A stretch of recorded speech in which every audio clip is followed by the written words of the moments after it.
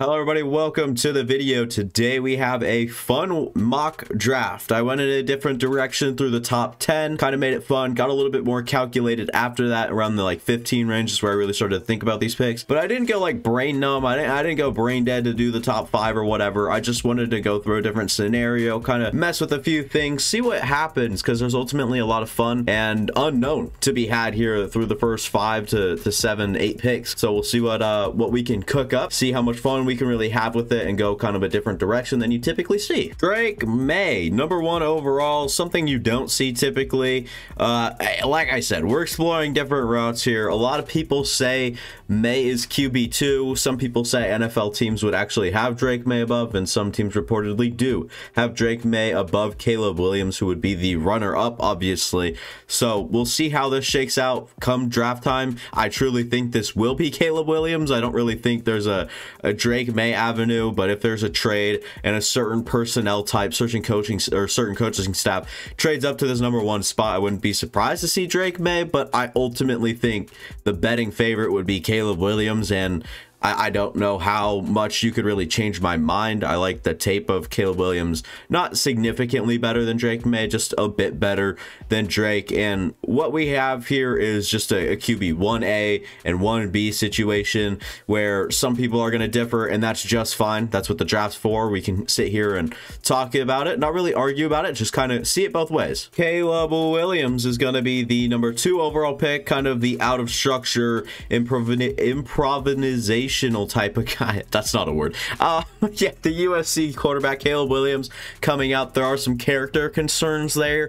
I don't understand all of it, honestly. I don't know how you ask him about some of these things when you come in and you bring him in to interview and whatever. Caleb Williams is probably going number 1 overall, despite some of the concerns general public has, and the NFL teams get a lot more information and inside knowledge than any guy on social media or any casual fan, any diehard fan at that, will get. So the NFL will know a lot better and will stand a certain spot, or stand in a certain spot with Caleb Williams and that side of him. But on the field, he's a great player, great arm talent. He can flick the ball off his pinky and it can go 20-30 yards. Caleb Williams is a very fun watch on tape. And Drake Maye, not saying he isn't, he's like he's getting a lot of Justin Herbert comps right now. I can see it, but Drake Maye to me, just not a gunslinger either. Super hard to explain. You can go back and watch my quarterback rankings. That was quite a bit ago, so might change up. But I was a bit lower on Drake Maye than I am now. So, you know, Drake Maye, obviously number 1, Caleb Williams number 2. Let's keep it going at number 3, see what happens. Marvin Harrison Jr. I don't know how much people do this or how many people do this. I've seen this scenario just a couple of times. I don't know where the Patriots stand. Jerod Mayo obviously comes in to be the head coach there, the successor of Bill Belichick. We'll have to see where all ends up around draft time, where their state of mind is, see if there's any open comments about it, see how Jaden Daniels tests, and see if one of these quarterbacks could fall to 3. Highly doubt it, but you never really know. And the top 3, to me, these are the best 3 players in the draft. I'm still a little spotty on Drake Maye, but this seems to be like the top 3, and then you can add Bowers all in there, and then that'd be kind of your guys. Olu Fashanu right on the bubble, Neighbors right on the bubble, and I think that really makes like your blue chippers or whatever you want to call them. And you know what? I'm just fine with Marvin Harrison Jr. I would draft Marvin Harrison Jr. than Jaden Daniels. Any team, any day, any decision I had to make, if there's even a question about that, for some people, cool, that's how you see it. I would never pass up Marvin Harrison Jr. for Jaden Daniels, no matter the situation, team, spot, anything. Joe just talked about him as probably being a blue chip prospect. Some experts have said he's like next up to Penei Sewell in the last few years here at offensive tackle, or since, you know, Penei Sewell, they haven't seen someone like Joe Alt. Penei Sewell obviously playing at a very high level right now, probably the best right tackle in all of football. And the Cardinals, coincidentally, picked up a right tackle really early last year in Paris Johnson out of Ohio State. Now you pair him on the other side, and boom, you have your tackle duo of the future, both playing at a very good position. Now I could see where you'd be a little frustrated with Humphreys and Beachum there also playing at tackle. Those guys aren't going to be as as good as Joe Alt, and Humphries is like 30. He can play another like 3 years in the league. I wouldn't be surprised, but not at the level that Joe Alt would be playing at. This, we saw how, you know, how high they were on Paris Johnson Jr. last year. To think about that and how high they'd be willing to draft a tackle, I don't see a problem with the Cardinals and Joe Alt pairing up here at number 4. Malik Neighbors for number 5 for the Chargers. Now, people might have a problem with this, and I'm not going to say, oh, you're... I would draft Brock Bowers here. I don't know, like, Malik Neighbors, not a lost cause to me. He's kind of in a gray area with how many games I have on tape of him, not a lot. And Malik Neighbors is so highly touted, and his draft type is through the roof. And if that's the case, he comes in out of LSU and can ball out, have the electricity, just a player that moves so freakishly. Malik Neighbors could be a difference maker in an offense that has an aging Keenan Allen. You likely don't bring back Mike Williams because his contract's getting, I think it's done after this year anyways. And Josh Palmer makes a good play here and there. He makes a good number 2 or 3 type of guy in an offense. Johnson really hasn't come to fruition. And Malik Neighbors here at 5, you get an electric player, a playmaker, and you're going to let him make plays everywhere on the field. You design touches for this guy, and you want to really circle Malik Neighbors in the game plan because this guy can do a lot for you. And I don't regret the pick here. I would still go Malik Neighbors over Brock Bowers. Bowers getting some bad looks right now from the draft community, but we'll see where he ends up going in this round. In the mock draft, I can guarantee you he goes in this round. Jaden Daniels here at 6. People aren't going to like it, but since there's no trades in this mock, here with Joe Alt at number 4, if Marv ends up going number 3, at number 4, there's going to be a huge opening for someone to move up and trade into this spot. So say it is the Giants to ensure they get Jaden Daniels so no one else moves up above them. The Falcons can move up and try to get themselves Jaden Daniels at 4. But the ultimate way this would go, if at 3, Marvin Harrison Jr. was picked, at 4, this is a huge, tremendous opportunity for the Cardinals to trade down, acquire some assets for future drafts, and keep your team kind of rolling and rebuilding. And then the team that wants to be aggressive for Jaden Daniels can move up to 4 and get Jaden Daniels if they like him that much. The NFL might not be as high on him, you know, whatever. I think some of the teams might be a little higher than others, I'm not going to lie, but Jaden Daniels at number 6, I think that this just worked out the way for the Giants that they really needed it to go. So Jaden Daniels at number 6 is the pick for the Giants. A lot more of a legs guy. He's a good runner. He has good arm talent. He's learned and improved every single year in college football. Started at Arizona State, actually went up to LSU where he got coached up pretty good, and the last 2 years have been perfection for Jaden Daniels in terms of what everyone, even like expectations were set so low, and goes over there and does really well. On tape, he flashes elite running ability and can make all the NFL throws, and that's a mold that seems to go high in the NFL draft. Olu Fashanu at number 7.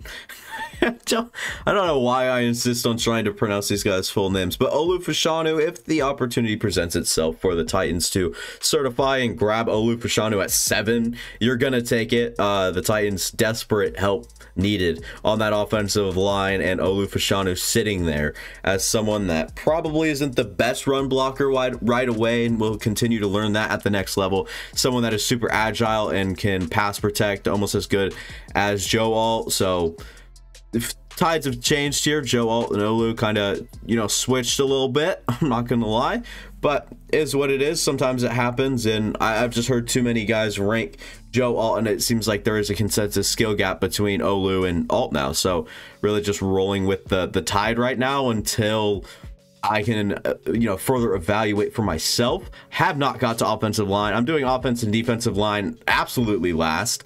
I mean, maybe safety's last. I don't know, but we'll get there when we get there. Bo Nix. Now, people like his history hinders him. At Auburn, sure, he wasn't the greatest, and he's the most experienced college player of all time with all the extra years of, you know, eligibility and the COVID season that ties into that conversation. Bo Nix out of Oregon, to me, looks almost as good as Drake May. For me, it's like Caleb Williams tier A, tier B is Drake May, and right there on the fringe is Bo Nix. I don't get what people don't see. Watch all the 23 tape of Bo Nix you want, and your opinion will change. Bo Nix, you can watch one game, and Bo Nix will come out, and he'll be so damn impressive that it really changes your perspective here. I think he's a top 10 quarterback, or a top 10 pick quarterback. Obviously, he's a top 10 quarterback in this class. He's my quarterback 3. I'm sorry, Michael Penix, but sure, you might have the better arm talent, accuracy. There's stuff you like about Michael Penix, but when it comes to prospect, ranking, and draft situation, Penix's injury history is absurd. I don't see how people are taking him in this top 10 spot when injury history matters to NFL teams, and we'll see if that comes, true come draft time. But we've seen it hinder multiple people's draft stocks season after season, year after year. Guys like Penix just tend to drop. JJ McCarthy has traits. I don't think he's 57. I don't think he's like, fringe third rounder or whatever, but that is a bit absurd to me. And I think he's like a fringe, I don't know, first round, depending if someone like the Rams wants to take him later down here at 19, if the Steelers want to take a shot on JJ, we'll see. But just Bo Nix just surprised me so much, and I believe in the talent, I believe in the player, I believe in the person and player you're getting in Bo Nix here at number 8. He's got enough dual threat on his legs. Obviously, we'll see who they hire for the head coaching gig, and that can change things over there in my decision about Bo Nix. But until that changes, until there's something, a clear mix-up that wouldn't allow Bo Nix to fit in here with the Atlanta Falcons, I'm never not going to take him. Bo Nix is so very good on tape. I like what I see. He has a fun story or two about him if you want to go read articles. I don't get where the people see Bo Nix. I think, like I said, his injury, or not his injury, but his history in general, all the years in Auburn and all the years in college, whatever, are really holding him back in terms of general perspective, because Bo Nix looks so good. Rome Odunze for the Bears at number 9. You obviously drafted Drake May. He had a Tez Walker type player at UNC, and you're just getting a juiced up version of that with a lot more ability in Rome Odunze. Rome is a consensus guy that is a top 10 worthy, NFL prospect, maybe even higher than that. Some people are higher on him than, I've seen people say Rome Odunze is wide receiver 2 and playing over Malik Neighbors. So there are a lot of varying opinions about Rome, and I'm sure you're just going to see more wild takes as the year goes on about guys like Neighbors, Odunze, Nix, like I just made this long rant and went on a streak there, went on a hot one for Bo Nix, because I like the player. And same here with Rome Odunze. Wasn't overly impressed with him. I have to watch more tape. I recently just I think I had 2 games on him, which was very disappointing. He was just running down the field the whole time, not really targeted like more than 5 times in each of those games. So getting more tape on him will be nice. Seeing Rome and the way he really plays, his raw talent, a lot of people gush about, I will definitely see come around the final wide receiver checks, or even this early process here. I don't think we'll get to finals anytime soon, but you pair him up with Drake May, and I think that is a match made in heaven. You go at the 2 top 10 picks, and I think that's an ace here. You're going at 1 and 9, you're getting a great wide receiver, and possibly that can play over DJ Moore. Now that's a little crazy, but those 2 could be like 1A, 1B in that situation where they get even and equal use, but they have their own roles and play significant, roles, in your offense. So along with Drake May, you have Rome Odunze, and then you have DJ Moore. It really opens that offense, and if you want to bring in a running back, go ahead. If you want to draft one, go ahead. If you want to keep Khalil, Roshan, keep these guys kind of rolling, I think that would be okay as well. You're looking good as an offense, and that offensive line just continues to get better. Maybe you draft a center later on. Maybe you pick one up in free agency. This Bears team could be dangerous, especially on offense next season, if they choose to keep and pick and go offense with their first 2 picks, because obviously I think 1 would be it. And then if you trade out of this, I really wouldn't have a problem with that. But if you're going to stick and pick, I don't mind a guy like Rome Odunze to the Bears at 9, which kind of hurts me as a Packers fan. Talise Fuaga is a bit of a stretch here at 10. Some people like him more than others, and not a whole lot more like him than Trevor Sikkema, the guy who ranks him, and I'm still taking him higher. Now, this is a position that is in demand right now. You don't have a whole lot. You don't have a Fashanu and Alt falling to 10. not realistic, probably not going to happen. So Talise Fuaga ends up being the pick here, who's probably a better run blocker than Olu Fashanu. Not probably, well, I guess, yeah, probably a better blocker than Fashanu, and gives Alt a run for his money. So Fuaga gives you at least that side while he continues to learn pass block. But he's just a mauler guy that plays with good strength and base, and he's a good anchor on that offensive line. Sure, he'll get beat every here and there, especially with more of the speed rush type. So I don't know where the Jets really want to go with this pick, but if tackle goes, I don't see a bad pick here in Talise Fuaga. To me, this is still a good pick. It's just a tad bit of a reach come to consensus, but I mean, we see this sort of thing every year, and it wouldn't really surprise me if they go to Talise Fuaga here. Dallas Turner at 11 to the Vikings. Now we're playing a little bit of a hypothetical game. Marcus Davenport's on that one-year contract. Him getting hurt really doesn't help his case, but he did play well when he was on. Danielle Hunter's facing a very likely chance to leave Minnesota, and we'll kind of see how that ages. If Danielle Hunter stays, this might not be as much of a need, and you can look at guys like Jer'Zhan Newton and not Brock Bowers, but Cooper DeJean, Wiggins, Verse. You can look at a plethora of different people and you know, look at different guys, but Dallas Turner is the consensus edge one, right up there with Jared Verse, and Leatu Latu's injuries. His retirement at Washington really hinders his draft stock as well. But when you're looking at just pure guys, that consensus on top, you're going to get a good player. It's Dallas Turner off the edge, and it's not a bad thing. I think, actually, hang on, we're the first top 10 picks. It just got me thinking. The first top 10 picks were offense, which is absolutely nuts. But yeah, here at 11, we get our first defensive player off the board in Dallas Turner. So he is going to be a Minnesota Viking in this scenario, which I don't hate. But like I said, it takes a little bit of hypothetical situations to get here for this to be the pick. Cooper DeJean, probably the best defensive back in this class, maybe with Nate Wiggins, he's right there. Cooper DeJean, though, can go play safety, or at least he profiles like he could go play safety. He could play the nickel. He can play boundary for you. Cooper DeJean is an all-Iowa guy that can get it done for you in just about anywhere. Any secondary help you need, you can plug and play. Fabian Moreau, or Foster, whatever his name is, the defensive back for you currently that's playing on the other side of Pat Surtain. Playing on the other side of Pat Surtain, one, already makes you look bad, but it makes you even look worse when you haven't done a great job plugging up the other side and allowing some bigger plays. Maybe your age, you know, maybe you're not athletic or good enough to play at that level. Maybe you can slide into the slot for him next year, but McMillian or whatever his name is played well there, so maybe not. But at 12, Cooper DeJean, you're just upgrading your secondary, and you're really shoring up something on the backside that would, you know, that kind of sucked for your defense. I'm not going to say Fabian played like terribly.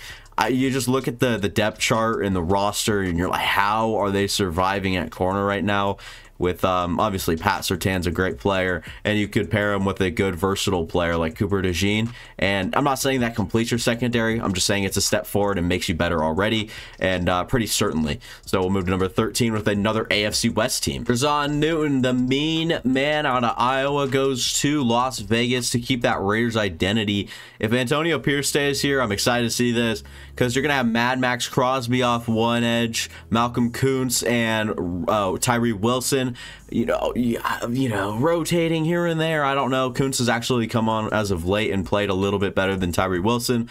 Maybe you want to play Tyree at 3 tech while you have Jer'Zhan at your nose, whatever. Jer'Zhan Newton gives these guys other opportunities. He's a good pass rusher that also has a strong, you know, point against the run. Now he is a little undersized, which doesn't, you know, it doesn't kill him, but the way and power he plays with is, it works better with his size than a lot of people would say, like, oh, 295 hindered, like, blah, blah, blah. Like, it's a downside. I don't really think so. He plays with good mobility along with power already at his size, and if he could stack up way around 300, I don't think that's the worst thing ever. And we'll see how, you know, Jer'Zhan Newton tests, if he chooses to test at the combine, whatever the situation is here for Jerzon Newton, I think that he'd pair with the rest of this defensive line in this Las Vegas team good at number 13. And then we'll move to number 14 with the New Orleans Saints. Brock Bowers off the board now.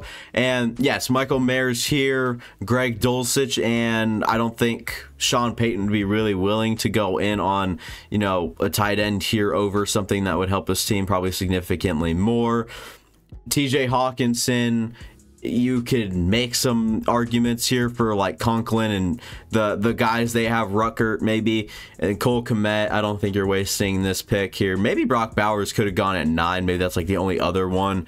And then Kyle Pitts doesn't need a tight end as much as they need tackle. Darren Waller, and plus you need a quarterback. And if Jay Daniels on the board, how could you pass that up? And then Brock Bowers also in the conversation for number 5, but Malik Neighbors so highly touted. And then obviously these guys up here. And tight end, yeah, Trey McBride for the Cardinals. So yeah, you're really good. And then he falls all the way to 14. This is the lowest I've ever had Brock Bowers, which is very surprising. I don't like making him fall too far, but 14 is absolutely insane for me. But it was Derek Carr and Darren Waller, if I'm not mistaken, with the Oakland Raiders, where they kind of had that connection where Waller was really built after not really working out with the Ravens. He goes over to the Raiders and really shines with Derek Carr for a season or two, and Brock Bowers gives Derek Carr a weapon and maybe that same connection a year or two down the road if Derek Carr plays well enough to keep playing as the Saints quarterback. Now, there's an unlikely scenario,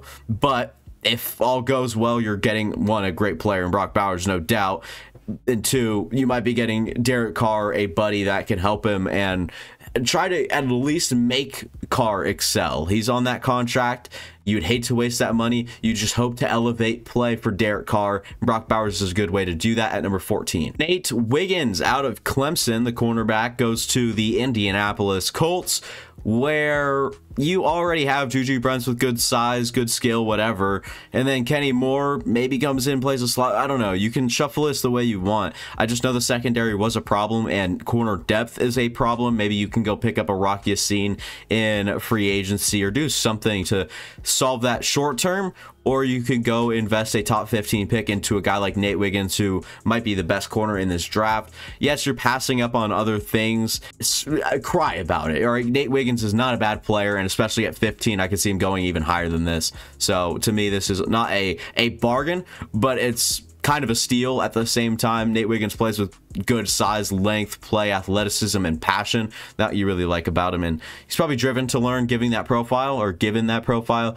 And if you're the Colts, I don't know how you complain. Jared Verse for the Seattle Seahawks. Now, I could see where you could go up and down that roster. Geno Smith's probably on that trade block now that Pete Carroll's gone. Offensive coordinator might be out of there as well. And people are talking about it already where Geno might have that open opportunity to get brought to a Falcons team, the Bears team, whatever it is. You can really get interesting there. Maybe they like J.J. McCarthy, Penix, whatever. Might want to trade up to solidify a spot for one of those guys. Either way, I don't know how many hypotheticals I want to play, and I don't, like, again, I don't have trades in this, and yes, the quarterbacks are still on the board, and no, I'm not going to take them over Jared freaking Verse at 16. This is the middle of the first round, and there's still a player like Jared Verse. You're going to take him. Darrell Taylor currently plays as your outside linebacker on the other side of Boye Mafe. You've got a good interior trio with Draymond Jones, Jaron Reed, and Leonard Williams,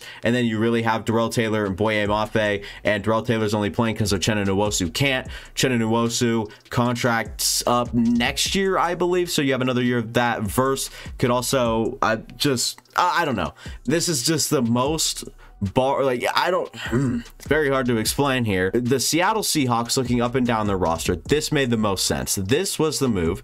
This was the player that stood out the most for me, for the Seahawks, and I'm not taking a quarterback here. or if I'm not taking a quarterback here, assuming Geno plays out his contract with Seattle. But if not, that's where things can get a little bit more fun. I know Sarnia being a bummer here, but like I said, from 15 on, we're more like the calculated, smarter, you know, not as fun picks as we got with the top 10 and Tulise Fuaga, Bo Nix, Fashanu, Daniels, all going early. Like, we did some fun and kind of tightened up here later down this draft, and going at 16, Jared versus the pick for the Seattle Seahawks. Kool-Aid McKinstry at number 17 for the Jaguars. I could see people wanting receiver, and Brian Thomas is such a good player, and I really wouldn't mind him here. Troy Franklin to just lengthen that field, or I guess stretch the field, another way to say that. But Kool-Aid McKinstry, sound corner, might not test as good as his teammate Terrion Arnold or anyone down the board in that matter, as like we saw even just Nate Wiggins go at 15. But you look at Ennis Rakestraw, Arnold Lassiter, I think that he's better than all those guys fundamentally, but he might not test as well as some of them. Marius Mims at tackle for the Bengals. Jonah Williams likely up and out of Cincinnati. Now you could bring in Marius Mims to plug and play at right tackle, or you can re-up someone, bring in another tackle, let Marius Mims sit for a year, really get healthy, make sure he's on a good training regimen, make sure that you're molding and coaching him up to be the player to take over long-term at right tackle. On the other side of, I mean, hell, who even is it on the left side? How have I forgotten? Laiatu Latu at 19 is as good as value you're going to see in this draft, no doubt about it. And by the way, it's Orlando Brown that plays left tackle for the Bengals over there. But Laiatu Latu, number 19 overall. That's so good. This is a man with a plan. Every time he lines up against an offensive lineman, this guy can get to the quarterback in probably the most ways out of anyone in this class. He has the most moves, his hand, and like, I don't, there's something about Laiatu Latu. He's a pass rush specialist that probably shouldn't be going this late and would be higher in other classes. And if he wasn't medically retired at Washington, came back with UCLA after entering the transfer portal and ended up at you know, UCLA, boom, you stay at LA and go to the Los Angeles Rams, who have already built such a good team over there for how bad things were looking even just last offseason. You grab Laiatu Latu, you play him against the other stud in Byron Young. Now Hoyt can move back to the middle where you already have Donald, and Donald might retire. Then Kobe Turner, who's playing really well, and just have a pass rushing defensive line.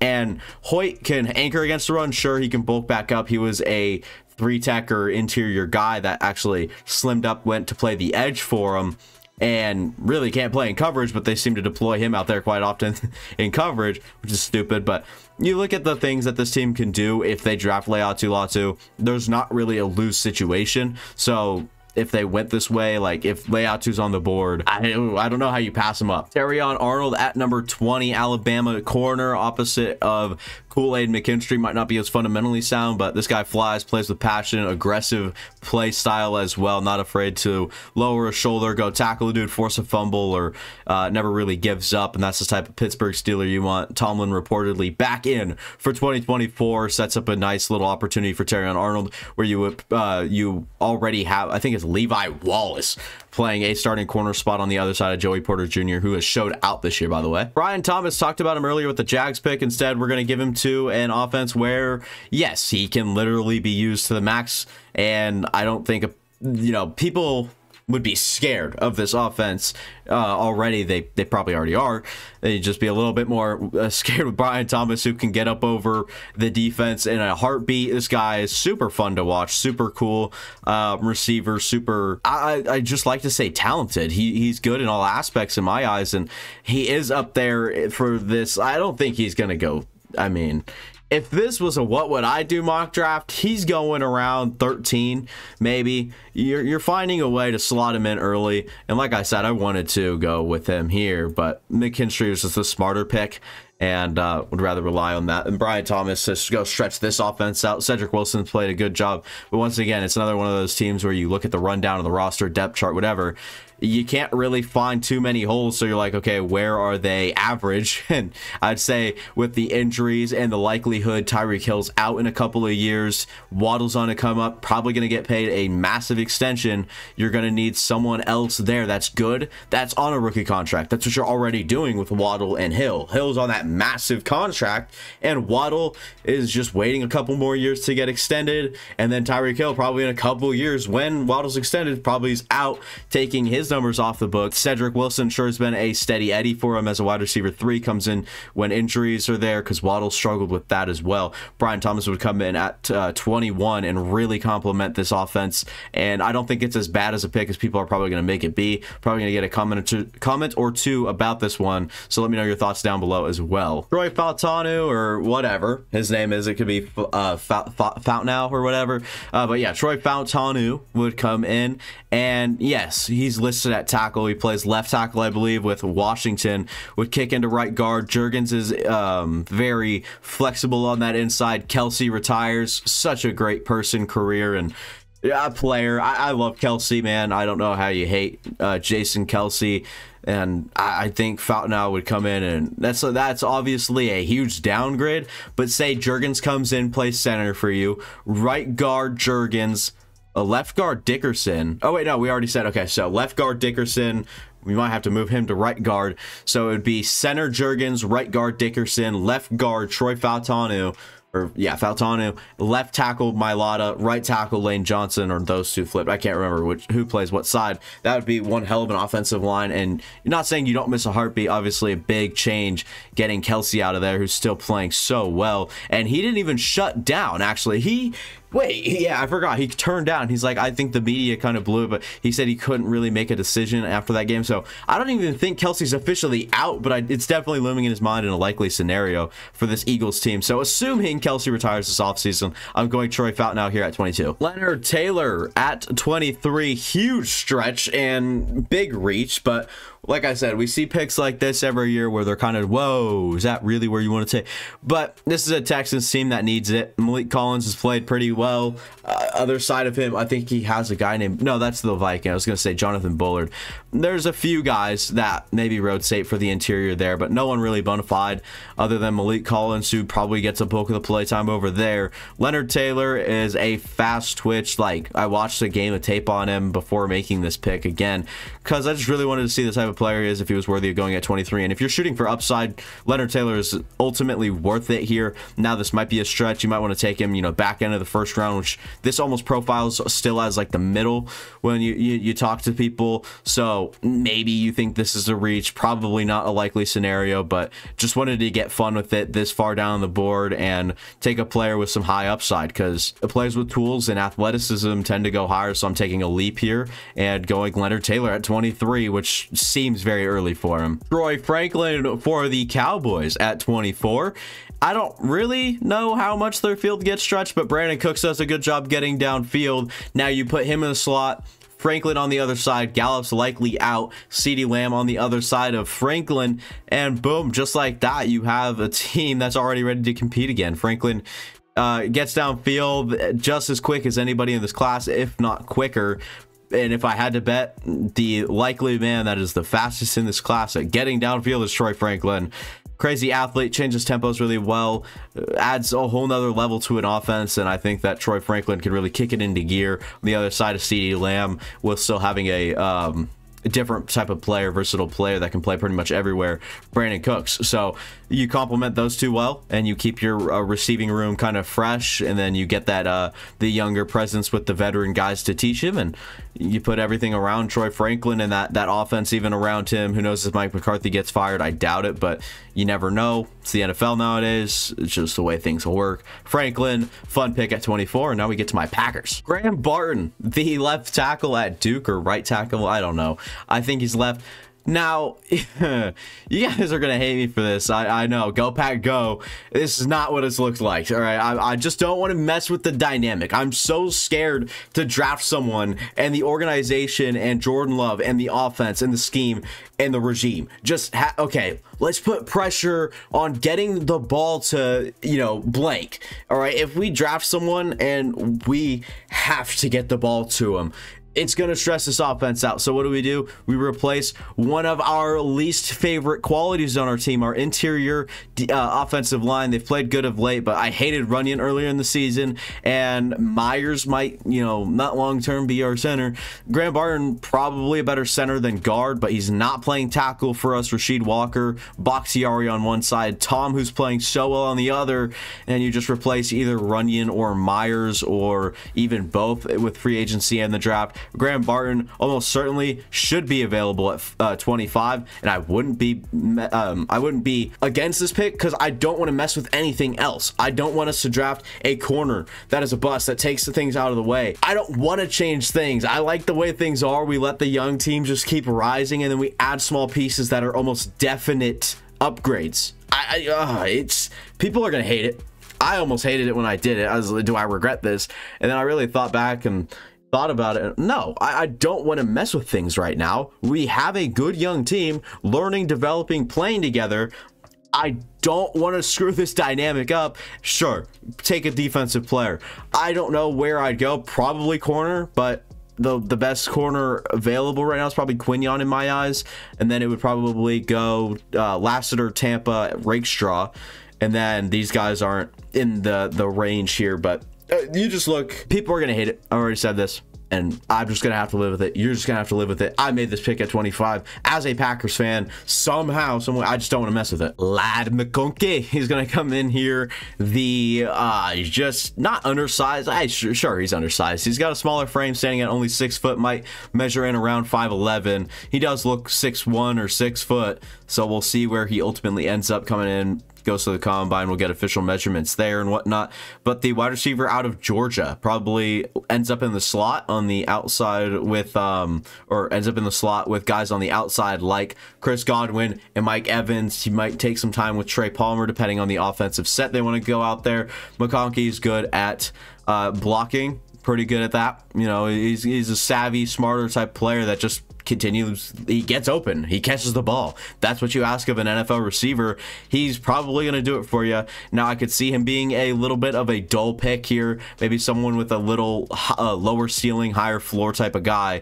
McConkey draws Hunter Renfrow comparisons. I don't see that sort of that level of route running or capability for him, but Ladd will surely come in and he'll be good for you. Devontae Walker out of UNC. His quarterback went early at number 1, and we are here at 27 talking about him. Now, yes, Kyler Murray is the quarterback there, and yes, he's a deep threat, or Devontae Walker is a deep threat. So yes, that really matches up together, and Tez Walker is used to a good quarterback that can extend a play or two, roll out, and he's good at buying that time, getting creative after the quarterback's starting to improvise. He has to work back to the quarterback, etc. Tez Walker would come in, really be a fun player to put in that offense and really see how he excels. Now you can go other ways here, sure, but I like this way the best, and it made the most sense to me, so I'm going Tez Walker at 27. J.C. Latham's fall ends here. The right tackle out of Alabama. Donovan Smith and Juwan Taylor are the current 2 tackles on the Chiefs. Right tackle Juwan Taylor, 20 penalties this year, by the way. And then Donovan Smith, who's on the right or left side, I think. The left tackle in Donovan Smith, he's an older player.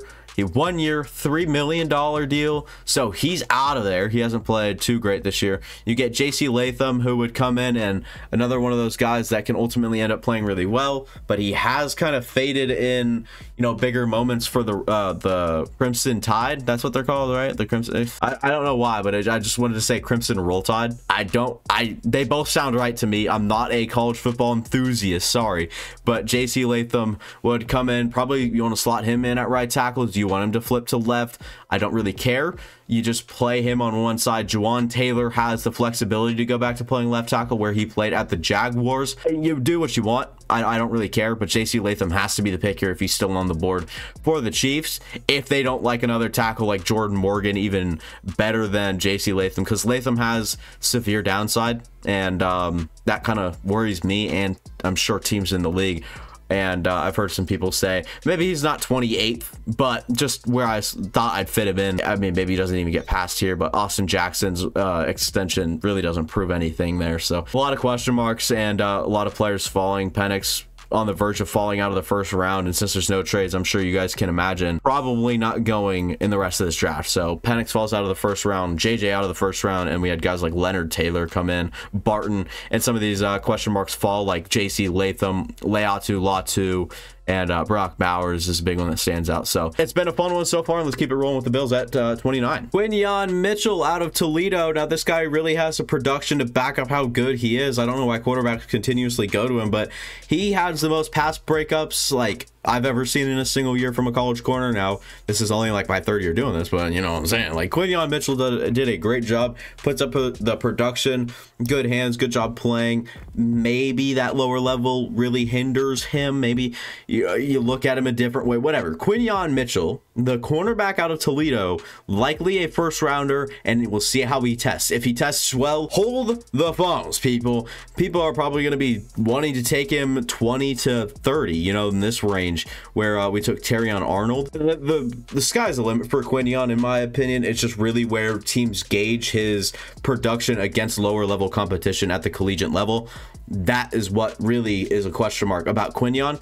Good size, plays decently fast. If he tests well, it's even better for him, and put up a crazy production. But the bad thing about him, played at Toledo. Kamari Lassiter off the board, back-to-back corners at 29 and 30. Lions team just needs cornerbacks. All right, Cam Sutton, I can't watch him any longer in a press man look. It's just terrible. And Kamari Lassiter comes in out of Georgia, probably already a little bit more sound. Watched a little bit of his tape, like literally just a little bit, to see if it was the same type of player. And matching up on guys like Xavier Legette, well, he's a little bit, you know, smaller, like 6 foot, maybe 185, 190 in that area, against a 6'3", 220, close to at least, with Xavier Legette, that's just pure muscle, and manned up kind of well against him. So that would look good, but yeah, Kamari Lassiter, just a little good thing here and there, and then I'm sure you could find inconsistencies in his game. Back to Quinyon, by the way.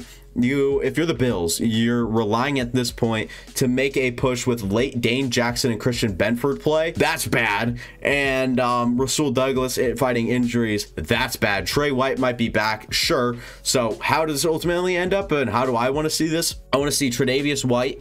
I don't know what his contract looks like, but I want to see Tre'Davious White on one side, Quinyon on the other, and Rasul Douglas in the slot. Full time. If there's any injuries, and especially late in the season, we know Christian Benford and Dane Jackson are there. If they are, you know, re-upped on their contracts, I don't know what their contracts look like, but I'm sure at least one of the two are up after this season, given the level of players they are, I should say. And here at 31, with the potential NFC favorites, or I guess the NFC favorites in the 49ers. TJ Tampa out of Iowa State. You go put Cyclones together. Brock Purdy and TJ Tampa. I don't know if they played on the same team. I don't know if they were ever teammates or whatever in college. I'm sure probably not. But yeah, TJ Tampa, traitsy guy. This guy is like 6'1", 6'2", something like that. Probably 6'2", 200 pounds. TJ Tampa has size. He's got athleticism, and he's got sticky coverage, and consistent at that, but good instincts.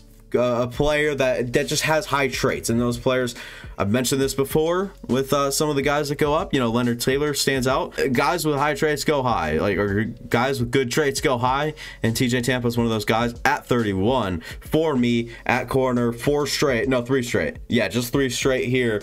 You know, 29, 30, and 31. TJ Tampa ends up being 31, and we'll see who the last pick in this draft is. It's Keon Coleman. I'm going to wait to press it because then it'll load up the whole draft. But yeah, I just want to talk about Keon Coleman real quick. Really comes in. He's unlike any receiver they have. Sure, you have Rashad Bateman, who's definitely not the type. Keon Coleman doesn't separate. It's not in his game, and that's bad. And that's why I typically have him in the 2nd or 3rd round now. Or not, I wouldn't say 3rd. Okay, he's not getting to the 3rd. But yeah, Keon Coleman, I don't think he gets past the 2nd or mid-2nd. I think he's an early 2nd round pick that if a team likes his tape enough, he can get up here to 32 if they really think they can unlock him, or they have coaching staffs and scouts vouching for Keon Coleman. He might be worth the 1st round pick. He just doesn't separate. That's a huge concern. But man, he can go up and get the ball. He can return kicks. He's an athletic freak, standing at like 6'3" or 6'2" to 6'4", something like that. That has great size, true wide receiver 1 body.